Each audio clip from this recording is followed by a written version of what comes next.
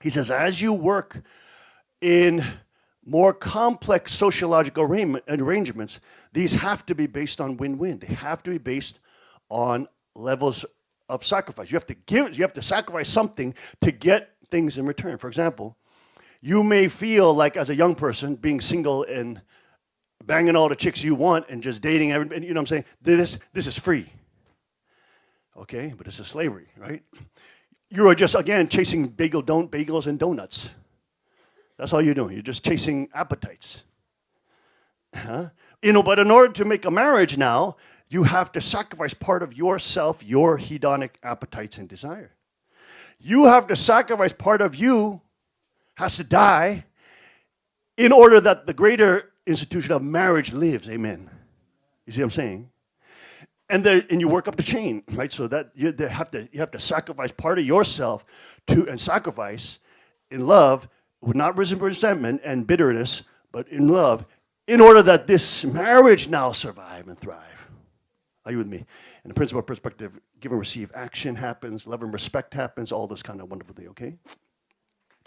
But then when you have children, then again, you have to do it again. You have to now, as a larger, more sophisticated sociological circle now arises. And now you have to what? Now you have to give up part of yourself to interact with your children and raise them, lead them. Amen.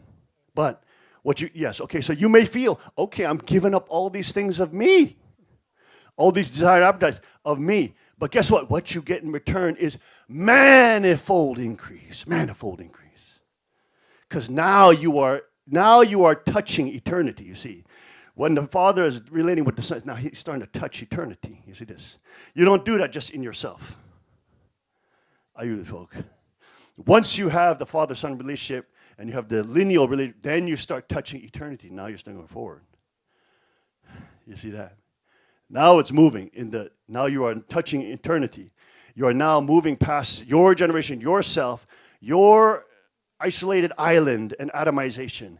And now you are spreading into new complex realms, more complex territory. But yes, you have to sacrifice a little bit of your pleasure to explore that territory. But in order that territory becomes God's territory, you can't just be chained by appetites, chained by whims, chained by feelings, chained by pleasure. Amen. And that's why in the larger, more complex sociological realities, when we transcend ourselves, just being ourselves, that's where we can start experiencing the greatest pleasures, the greatest joys that are beyond what the appetites of the individual can give. Are you with me, folks? Isn't that incredible? It's very interesting. But that's what